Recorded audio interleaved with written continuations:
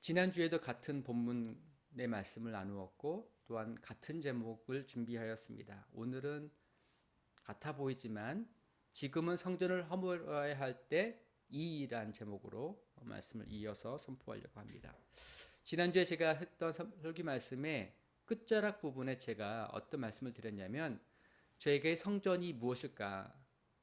담임 목사로 이제 개척교회를 시작하면서 선하고 아름다운 교회를 세워가면서 저에게 이 말씀을 주시면서 제가 허물어야 할 성전은 과연 무엇일까? 저는 어떻게 응답하여야 할까? 라고 하였을 때 제가 말미에 드렸던 말씀에는 어떤 것이 있었냐면 원로 목사 제도를 얘기하면서 그것의 근본 정신들을 다시 따지면서 제가 비록 아무것도 현재 없는 상황이지만 하나님께서 허락하신 열매 때문에 교회가 규모가 커지고 재정이 커진다고 한다면 비록 그렇다 할지라도 교회를 통하여서 제가 원로 목사로서 받는 것들을 포기하겠습니다. 라고 말씀을 드렸었습니다. 그 말씀을 드리고 난 다음에 저희 이 현재 교회에는 이 유튜브를 통해서 보신 분 중에서는 저희 가족이 아닌 분도 계시지만 이 교회에 많은 멤버들이 저의 처가 식구들이 많이 있습니다. 그 한 집사님께서 이렇게 얘기를 하신 적이 있습니다. 그 설교를 다 들은 다음에 어쩌지? 우리 제부께서 그렇게 설교를 하셨는데 그러면 내 동생은 평생 동안 사모로서 산다라고 고생 참 많이 했는데 이제 남편 목사님이 원로 목사 같은 것도 다 안 하시겠다라고 한다면 그러면 우리 동생은 어쩌지? 라는 말을 했다는 것을 제가 들었습니다. 직접 들은 건 아니고 아내를 통해서 들었습니다. 생각해 보았습니다. 그 마음이 동생을 생각하는 그 마음 때문에 나온 것이 아닐까라고 생각해 보았습니다. 그것이 맞습니다. 그 말 자체, 내 동생이 어떻게 되지? 라고 하는 것은 내 자신을 거기가 투입이 되었기 때문에 나왔던 말이지요. 다르게 한번 생각해 보십시오. 만약에 어떤 중대형 교회에서 이제 막 은퇴하려고 하는 목사님이 계신다고 해보십시다. 그 교회가 교회 형편도 좀 더 괜찮은데 하지만 그 목사님께서 목회 형편을 생각하시면서 그 교회의 재정을 생각하시면서 나는 총회 연금으로부터 충분한 연금 생활을 받고 있으니 제가 원로 목사 대우를 받지 않겠습니다. 여러분 안 하셔도 되겠습니다. 라고 하면 그 교회의 중직자들과 성도들은 어떻게 할까요? 아마도 우리 목사님 정말 훌륭하십니다. 정말 본받고 싶습니다. 라고 하고 박수치며 좋아하지 않으실까요? 아마 그럴 것 같습니다. 제가 지난 4년 동안 지금 말고요. 한 몇 년 전에 한 4년 동안 담임 목사 청빙을 위해서 기도하면서 여러 교회에 서류를 낸 적이 있습니다. 그 중에 한 교회였는데요. 그 교회는 일산에 있는 교회였습니다. 청빙 서류를 내고 1차가 되고 2차가 되어서 그 교회에 설교를 하러 간 적이 있습니다. 설교를 다 마치고 예배를 마치고 나서 이제 그 교회의 청빙위원들과 면접을 하게 되었습니다. 근데 청빙위원들께서 말하시고 물으시는 그 태도와 방향성을 보시면서 볼 때 어떤 태도가 많이 느껴졌냐면 목사님, 우리 교회는 얼마 드릴 수가 없습니다. 목사님의 사례를 위해서 얼마 드릴 수가 없습니다. 게다가 지금 담임 목사님께서 곧 은퇴하시면 원로 목사님이 되시는데 저희에게는 재정적인 부담이 큽니다. 그래서 저희가 목사님을 담임 목사로 청빙하더라도 우리는 연금만 해드릴 수밖에 없습니다. 연금 말고는 못합니다. 라고 말씀하시는 거예요. 아마 이게 특별히 이상하지 않는 말일 것 같습니다. 교회라고 하면요. 다들 그런 마음 같습니다. 내 가족이 아니면 교회가 목회자에 대해서 많은 사례를 하거나 교회가 원로 목사 은퇴하시는 분들을 대우하는 것들에 대해서 그렇게까지 꼭 받으셔야 하나 이런 마음 같습니다. 큰 부담 되는 일들을 피하려고 하고요. 손해가 되는 일들을 피하려고 합니다. 생각해 보십시오.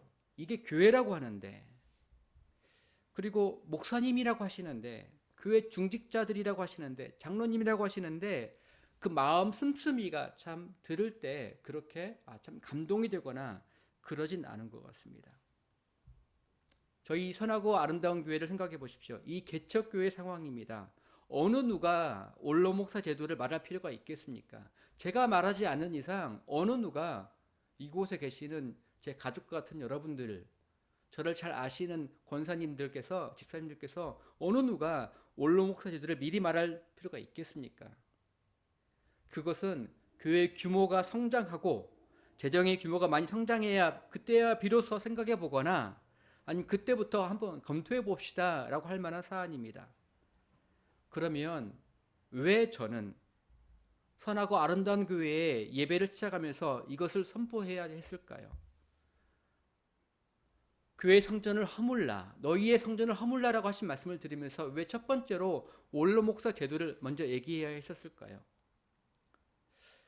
말씀을 준비하면서 제 어머니의 모습이 떠올랐습니다.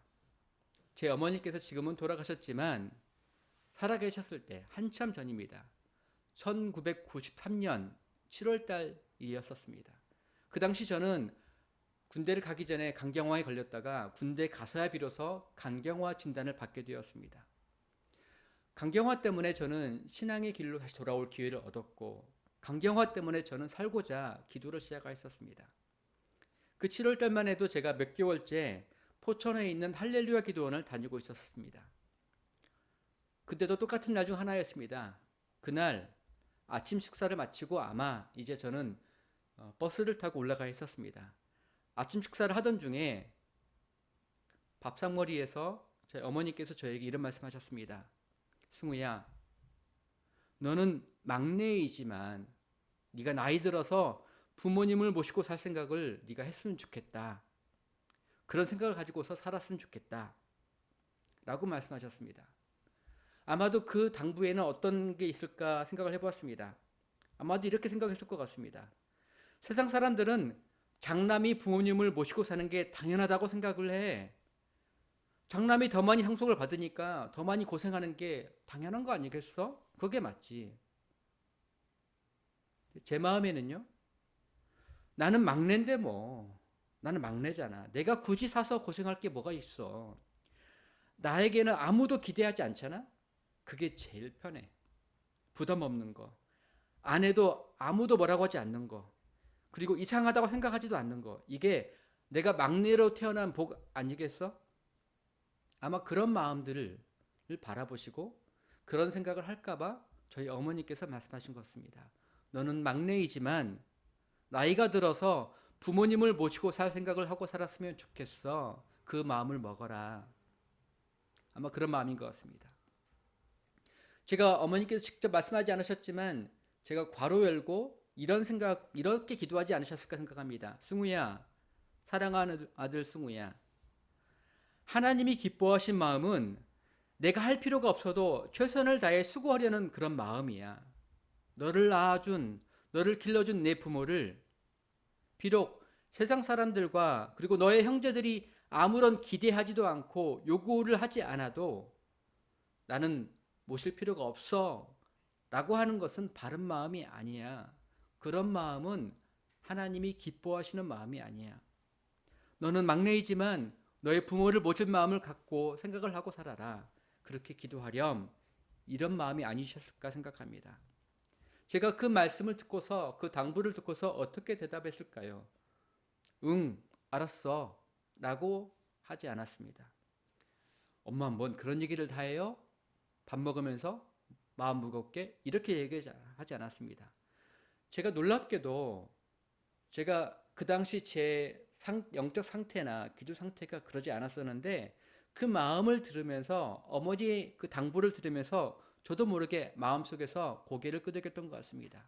그리고 저는 그것을 그냥 살아계신 어머니의 말이 아니라 부모님의 말이 아니라 하나님의 말씀으로 들은 것 같습니다. 제가 밥을 먹다가 그 얘기를 듣고서 했던 대답은 아멘이었습니다. 아멘의 뜻은 그렇게 되기를 저도 원합니다 라는 뜻입니다. 아멘 했습니다. 저는 나름대로는 저도 모르게 영적인 대답을 한 것 같습니다. 그리고 그날 제가 그렇게 아멘으로 응답했던 그날 저는 포천 할렐루야 기도원에 올라가서 바로 그날 저는 성령 수술, 성령 체험을 했던 날입니다. 어머니는 저에게 그렇게 가르치셨습니다. 너는 막내이지만 막내의 마음을 품지 말고 장남이 아님에도 불구하고 부모님을 모실 그 마음을 품고 살아라. 여러분, 그런데 실제로 저희 어머니께서는 어떻게 사셨을까요? 그날 이후로 제가 몇 년 지나서 저희 어머니께서 노후 준비하는 계획하는 걸 제가 들었습니다. 노후를 준비하시는 모습을 보고서 제가 물었습니다. 어머니, 뭐 제가 그렇게 어머니라고 했겠습니까? 엄마라고 했겠죠. 어머니는 큰 아들이 의사로서 성공했고 둘째 아들이 교수로서 성공했는데요. 그리고 셋째 아들도 공무원으로 이제 안정적으로 정착했는데 왜 그렇게 노후를 생각하시며 염려하시며 노후 준비를 하세요? 그랬더니 저희 어머니께서 하시는 말씀이 이랬습니다. 나는 아들들에게 부모를 모시라고 가르치고 살았지만 나는 내 노후를 내 아들들에게 기댈 마음이 없어. 내가 죽는 날까지 내 아들들에게 폐를 끼칠 마음이 없어. 물론 하나님이 기뻐하시는 마음은 가르쳐야지. 그게 복받는 마음이니까. 그게 축복이니까 가르쳐야지. 하지만 나는 내 아들을 사랑해. 내가 만약에 아들네 집에 내 노후를 맡기면 세상에 그 어떤 며느리가 그걸 좋아하겠니? 그러다가 부부 사이만 더 안 좋아지지 않겠어? 내가 내 아들을 사랑하는데 내가 아들네 집에 내 노후 맡기지 않고 나는 내 노후를 내 손으로 준비하고 싶어. 그게 저희 어머니의 사시던 모습이었습니다. 신앙의 길은 이렇듯 보이는 행동과도 관련되어 있지만 보이지 않는 내 마음의 방향과 태도가 훨씬 더 중요합니다.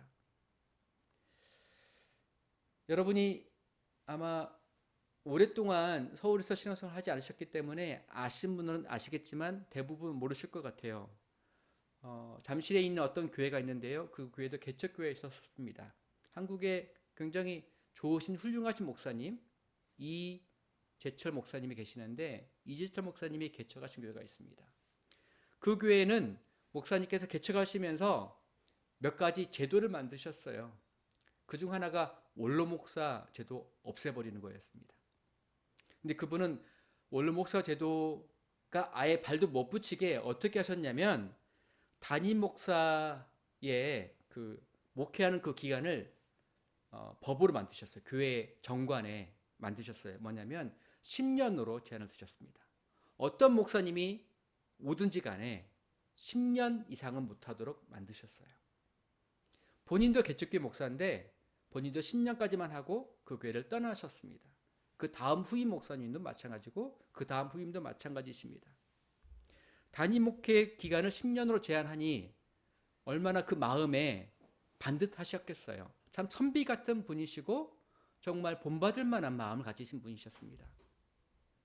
근데 여러분 그 일이 거기서만 끝났겠습니까? 그렇게 목사님께서는 좋은 마음으로 단임 목회 제도를 10년으로만 제한하셨는데 그 이후로 다른 목사님이 가서 단임 목회를 해보니까 어떻게 됐냐면 아니 목사님이 이 교회 주인 아니시잖아요.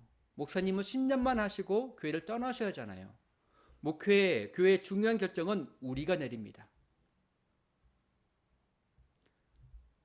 목사님은 10년 동안 마치 CEO처럼 이 교회를 맡아서 운영하시지만 그 다음은 우리가 책임져야 하니 마치 주식회사로 치자면 대주주는 교인들입니다. 라고 하는 것과 똑같습니다.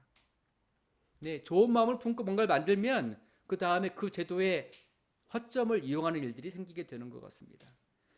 이 교회 말고 또 다른 교회도 제가 하나를 더 소개를 해드리겠습니다. 제가 유학을 가서 만났던 교회인데요. 어떤 교회 목사님께서 제가 살던 지역이 리치몬드 지역이었습니다. 거기는 리치몬드가 들어간 교회 이름들이 여러 개가 있습니다. 한 교회에서 목회를 잘 하셨습니다. 하지만 목회에는 어려움들이 있죠. 사단도 교회에 시험을 걸지 않습니까? 목회를 하시다가 결국 분란이 생겨서 나중에는 다툼이 가라앉지 못하고 결국은 분열이 되게 되었습니다. 목사님에 대해서 반대하는 교인들도 많이 있었었고 하지만 그 반대하는 교인이 아니라 목사님을 쫓아가는 따르는 교인들도 있었습니다. 결국은 교회가 둘로 갈라졌습니다. 목사님께서는 그 따르는 교인들과 나를 따르지 않으니 나를 원하는 교인들과 내가 교회를 개척하겠습니다. 라고 해서 교회를 개척을 시작하셨고 잘 되었습니다. 처음에는 좋았습니다. 하지만 시간이 지나서 5년, 10년 이상 지나니 점점 더 어려워졌습니다. 하지만 그 목사님께서는 교회가 좀 어려워졌지만 원래 공부도 잘하셨고 영어도 잘하셨던 목사님이셨고 유학 오셔서 학위도 가지셨던 분이셨습니다.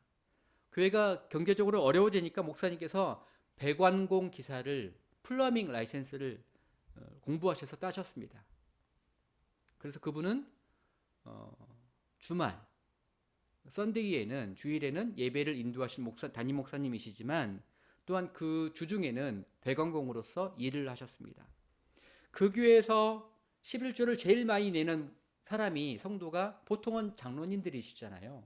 어느 교회를 가든 사업을 하시거나 고위 공직에 있는 분이거나 의사를 하시거나 그런 분들이 계시면 그분들이 제일 헌금 생활을 많이 하시겠죠. 그런데 그 교회에는 이제 그런 의사분들이 안 계셔서 그런지 모르겠지만 그 교회에서 11조를 제일 많이 내시는 분이 바로 담임 목사님이셨던 그 목사님이셨습니다.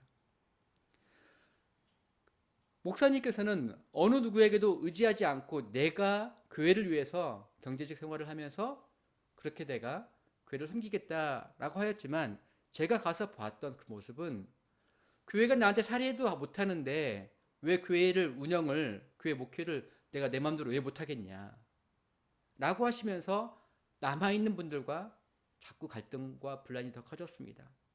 제가 갔을 때에도 그 교회를 그 예배를 드렸을 때에도 예배 가운데에 참 많이 불편한 이야기를 많이 들었습니다. 설교 시간에도 들었고 광고 시간에도 들었습니다. 예배를 드리는데 참 많이 마음이 불편하고 어려웠습니다. 참 신기합니다. 어떤 목사님은 담임 목사 10년 제도를 말씀하셨지만 그래서 아주 선비 같은 모양으로 참 목회를 잘하셨고 훌륭하셨지만 그 모습을 바라봤던 그 교회의 당회원들과 종직자들이 이 교회 주인은 목사님 아닙니다. 이제 우리입니다. 라고 하는 모습으로 바뀌어지고 어떤 목사님은 그 교회가 어려워지니 내가 교회를 위해서 내 재정을 책임지겠다는 마음으로 내가 사례를 받지 않겠습니다 하였는데 교회가 나한테 사례도 하지 않으니 이 교회 내가 마음대로 하겠다라고 하면서 마음껏 하고 싶은 말씀을 예배 말씀 가운데 선포하시는 거예요. 성경 이야기와 신앙을 선포하는 것이 아니라 꾸짖는 말씀들을 하시는 거예요. 그렇게 하지 마라. 예, 어떤 마음을 품어야 하는지, 어떤 기도를 드려야 하는지가 하나님 마음을 어떻게 물어야 하는지가 중요한데 그 겉 모양만 좋아 보이는 제도를 한다고 해서 그것이 좋은 열매로 맺혀지지 않습니다. 사람들은 교회 안에 있는 그때조차도 자기 중심적으로 자기에게 유리하게 그 제도를 사용하곤 합니다. 당회원도 중직자도 담임 목사도 다 그렇게 사용하려고 합니다. 제가 이제 2개 교회를 말씀드렸는데 한국에도 정말 큰 대형 교회들이 있지 않습니까? 명동에도 있는데요. 굉장히 오래된 그 이북민들이라고 하죠. 그 피난 때 북한에서 내려오셨던 분들이 세우셨던 교회가 있는데요. 그 교회가 중요한 교회들이 거기 그 안에 명동과 서소문 지역에 있습니다. 그 지역에는 교회들 굉장히 오래되었고 전통도 굉장히 오래되었고 재정 규모는 뭐 말로 할 수가 없습니다. 제가 어느 분한테 제가 전해드렸습니다. 그 교회에 좋은 분들이 많이 계시긴 한데 어떤 성도들은 교회를 떠나지 않는다고 합니다. 그 멤버십, 교회 멤버십을 결코 포기하지 않는다고 합니다. 그게 저는 처음에 좋게 들렸습니다. 아니 성도가 교회가 어려웠고 힘들어도 교회를 떠나지 않을 마음을 갖는다는 거 참 좋은 거 아니겠습니까? 중요한 거 아니겠습니까? 그런데 전혀 또 다른 얘기를 제가 듣게 된 거예요. 그분은 자기 담임 목사님 설교가 정말 마음에 안 든다고 합니다. 싫다고 합니다. 담임 목사님 얼굴을 예배 가운데 보는 게 싫대요. 하지만 교회를 떠나지 않는다고 합니다. 이유가 뭐냐면 우리가 왜 떠나나? 우리가 이 교회 주인인데 우리가 헌금 내어서 우리 돈으로 우리 이 헌금으로 교회가 성장하고 건물을 다 지어 올렸는데 이제 우리가 누릴 게 이렇게 많은데 우리가 왜 떠나나? 나는 나뿐만 아니라 내 자식들도 내 손주들도 다 이 교회를 다녔으면 좋겠어. 목사님은 시간 지나면 다 떠나. 우리 가족이 이 교회를 지켜야지. 겉 모형으로 바라볼 때는 교회를 지키고 떠나지 않는 것처럼 보였지만 그 중심에는 하나님을 바라보는, 하나님을 기쁘시게 하는 마음이 아니라 내 이익이 더 중요하기 때문에 교회를 지키는 것으로 바라보입니다. 생각해 보면 누릴 것이 많아지면 성도가 아니게 됩니다. 성도가 아니라, 성도는 거룩한 무리란 뜻인데 그냥 교인, 그 교회 멤버로만 머무르게 된 모습을 보게 됩니다. 제가 한국에 와서 잠실교회에서 사역을 시작하였습니다. 교육 총괄 목사로 시작했습니다. 그 교회 가서 얼마 되지 않아서 교육부서의 예배 공간을 바라보니 참 답답했습니다.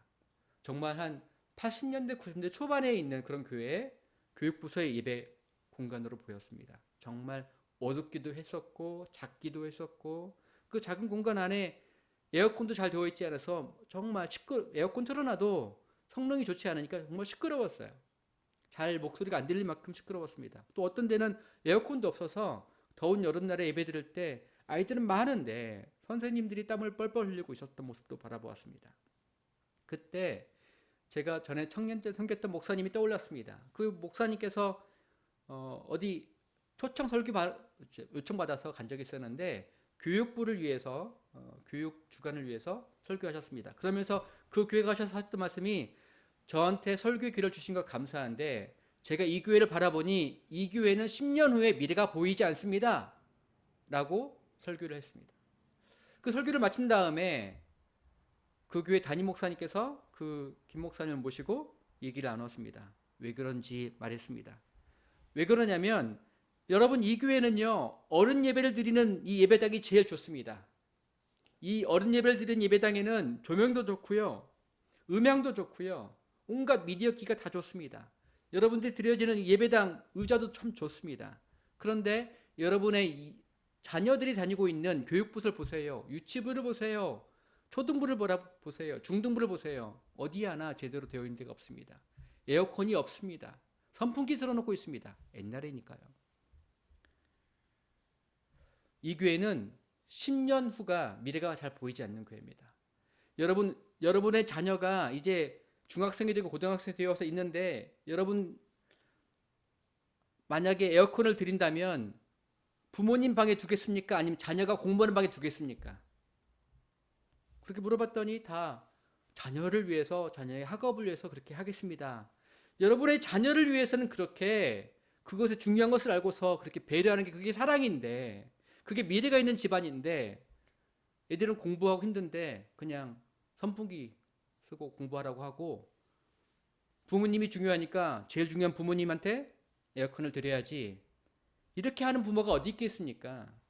집에서는 그렇게 하는데 왜 교회에 오면 이렇게 생각하십니까? 그런 교회는 교회 미래가 없습니다 라고 했더니 그 교회 그때부터 바뀌기 시작했습니다. 저도 같은 마음으로 교육부에 리모델링 하였습니다. 정말 모든 예배 공간마다 아이들이 와서 편안하게 느낄 수 있도록, 적어도 땀 흘리지 않도록 잘 들을 수 있도록, 집중할 수 있도록 배려하였습니다. 그랬더니 다 마친 후에 어떤 일이 발생했냐면, 이제는 그 지역이 잠실 지역이었으니까 송파구입니다.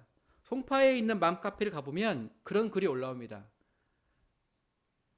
교회를 새로 다주세요. 그렇다면 그 교회, 제가 다녔던 교회를 한번 가보세요. 그 교회는 교육부 예배실에 신경을 많이 썼더라고요. 그렇게 그런 글들이 올라갑니다. 사람들이 새로 이사 오면 물어보는 거예요. 어느 교회를 갔으면 좋겠는지 추천 좀 해주세요. 그러면 제가 섬겼던 그 교회를 추천해 주는 겁니다. 교회의 아이들을 위해서, 예배를 위해서, 선생님들을 위해서 배려해야 했더니 이제는 그것 때문에 새로운 교인들이 유입되는 계기가 되었습니다. 그런데 여러분, 좋은 얘기죠. 교육 공간을 잘 했더니 그것이 선교에 도움이 되는 것처럼, 전도에 도움되는 것처럼, 네, 좋은 얘기입니다. 나쁘다 생각하지 않습니다. 문제는 그렇게 해서 교회 가족이 되어서 오니까 오신 분들 마음에 어떤 게 있었냐면, 교인으로서의 마인드, 성도로서의 마인드, 신앙인으로서의 마인드가 아니라 소비자 마인드가 많았습니다. 고객의 마인드가 많았습니다. 아니, 내 자녀가 여기를 다니고 있는데 왜 선물을 안 챙겨줍니까? 저희 선생님들이 제일 많이 들었던, 권사님들이 많이 들었던 말들이 그런 말입니다. 이번 주 지나서 다음 주 가면 없는데 한 주 지나서 못 왔던 아이의 그 부모가 우리 애가 상처받았잖아요. 왜 안 챙겨주셨어요? 이런 말을 정말 많이 듣습니다. 그것뿐만이 아닙니다. 제가 초등부에 있는 아이들을 만나고 소년부에 있는 아이들을 만나서 함께 가는데 아이들이 이렇게 얘기합니다. 아니, 우리가 이렇게 매 주일마다 예배 때마다 헌금을 내는데 아이들 손에 그 부모님들이 헌금을 손에 쥐어주잖아요. 그럼 헌금을 내잖아요. 그랬더니 그 소년부, 초등부에 있는 아이들이 뭐라고 말하냐면 왜 간식을 이렇게밖에 안 해주냐는 거예요. 선생님들은 다 월급 받으면서 왜 우리한테 이거밖에 안 해주냐는 거예요. 우리가 내는 돈으로, 우리가 내는 헌금으로 다 그렇게 선생님들이 페이를 받는 거 아니냐고. 근데 왜 이거밖에 안 해주는 거냐고 따지는 거였습니다. 여러분, 이와 같은 모습이 무엇입니까? 좋은 마음으로, 좋은 뜻으로, 바른 방향으로 하였지만, 하지만 그것을 받아들였던, 누렸던 사람들은 거기에서 같은 하나님을 기쁘게 하는 마음을 품는 것이 아니라 오히려 어떤 마음 품습니까? 고객의 마인드, 소비자의 마인드를 갖고서 품고 있는 것을 바라봅니다. 교회를 통하여서 자신의 이익을 구하는 모습들을 보게 된다는 것입니다. 성전을 통해서 이득을 보려는 그 마음, 오늘 성경에도 똑같은 이야기가 나타납니다. 이 성전을 통하여서 어떻게 하든 종교 지도자이든 상업을 하는 사람이든 그 경건함을 통하여서 이득을 벌려는 사람들이 가득 차 있던 교회가 바로 예루살렘 성전이었습니다. 헤롯 성전이었습니다. 여러분, 이와 같은 헤롯 성전은 무너져야 하는 것입니다. 말씀을 마치려고 합니다. 제가 처음에 시작하면서 저희 교회 교인이자 저희 아내의 자매인 그분의 말씀을 그 집사님의 말씀을 나누는데요. 여러분, 원로 목사를 하지 않겠습니다 하는 걸 얘기를 들었을 때 내가 그것에 대해서 이득을 바라본다라면 여러분 그 마음만 품고서 생각하면 안 됩니다. 그러면 여러분은 그것을 통해서 이득을 취하는 마음이신 거예요. 근데 그 언니의 마음은 그 이야기가 원로 목사를 안 하겠다는 그 이야기가 다른 사람이 아닌 내 가족, 내 여동생의 가족이 이야기이기 때문에 내 여동생 어떻게 해? 여러분 그 마음 품는 것이 합당합니다. 여러분 안에 아무리 기도를 많이 하고 아무리 헌금을 많이 해도 나한테 돌아올 것을 생각하면서 하신다면 하나님께서 받으실 만한 것은 하나도 없습니다. 하나님은 그와 같은 헌물과 헌신을 받지를 못하십니다. 왜냐하면 그것은 자기를 위한 것이기 때문입니다. 여러분들이 예배를 드리시더라도, 여러분들이 헌금을 드리시더라도, 여러분들이 봉사를 하실지라도 그 안에 무엇을 생각하느냐, 어떤 방향을 마음에 품고 있느냐에 따라서 정말 열매가 달라집니다. 하나는 육적인 열매가 맺혀지는 것이고 또 하나는 신령한 열매가 맺혀지게 되는 것입니다. 내 마음, 내 형제, 내 자매가 어떤 마음 품었을까 생각해 보는 것 정말 중요합니다. 저는 두 번째, 이 성전을 통해서 이 헤롯 성전이 무너졌는 그 예수님의 얘기를 통하여서 그렇게 말씀을 나누겠습니다. 여러분 마음 가운데에 그동안 나한테 유리한 것대로 생각하였더라면 여러분 그 마음, 그걸 내려놓는 것은 굉장히 어렵습니다. 사람이면 그게 정상인 거지요. 이 정도면 잘한다고 할 수밖에 없지요. 그래서 뭘 더 바라십니까? 라고 할 수 있겠습니다. 그런데 그와 같은 마음에는요, 헤롯 성전을 의지하는 것과 똑같기 때문에 거기에는 영생이 있지 않습니다. 영생이 그 안에 머물 수가 없습니다. 오히려 그와 같은 성전은 무너져야만 하고 그 무너진 성전 속에서 다시 한번 예수님의 성전이 세워져야 하는 것입니다.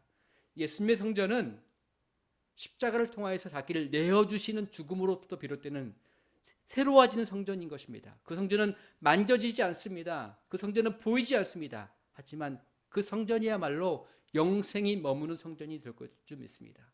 사랑하는 형제, 자매, 예배자 여러분, 여러분 눈에 보이는 정말 거룩해 보이는 그 성전 혹시 헤롯 성전 아니겠습니까? 그렇다면 여러분 함께 같이 기도하기 원합니다. 주님, 제 마음에 있는 이 성전을, 제 마음에 붙들고 있는 안전한 내 권리를 주장하는 이 성전을 무너뜨려 주시고 예수 그리스도의 십자가를 통하여서 부활을 통한 성전을 세워 주시옵소서. 이 시간 같이 기도할 터인데요. 하나님께서 성령을 통하여서 우리 마음이 각자가 깨닫게 해주셨으면 좋겠습니다. 우리 각자는 사람이기 때문에 자기에게 제일 유리한 것들을 금세 캐치해냅니다. 그게 사람이지요.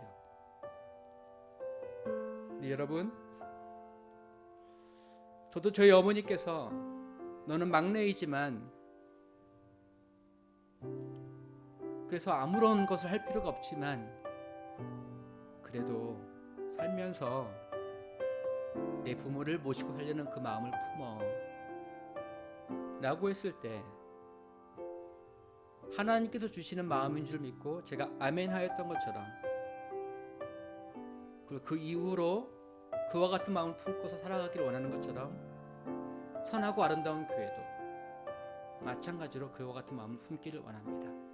함께 예배를 드리는 여러분들 가운데에 영생이 담겨질만 하기를 정말 제가 축복합니다. 겉모양으로서의 경건의 유익이 아니라 여러분의 속 내용이, 속 마음이 십자가의 성전이 세워질 수 있기를 주의 이름으로 축복합니다. 같이 기도하시겠습니다. 지금은 우리를 사랑하신, 그래서 그 사랑 때문에 기꺼이 십자가를 통해서 죽음을 맛보셨던, 고난을 짊어지고 가셨던 예수 그리스도의 크신 은혜와 하나밖에 없는 그 아들을, 그 피조물을 위하여서, 죄 많은 피조물을 위하여서 내어주셨던 아버지 하나님의 크신 사랑하심과 성령님의 교통감화하심과 깨닫게 하심과 기다려주심과 마침내는 그 마음을 돌이키게 하시는 성령님의 역사하심이 함께 예배를 드리는 모든 이곳에 있는 형제와 자매와 자녀들과 또한 멀리서 온라인으로 함께하는 모든 형제 자매들 위해, 예배자들 위해 이제로부터 영원토록 함께 하시기를 간절히 축원하옵나이다. 아멘. 예배를 마쳤습니다. 감사합니다.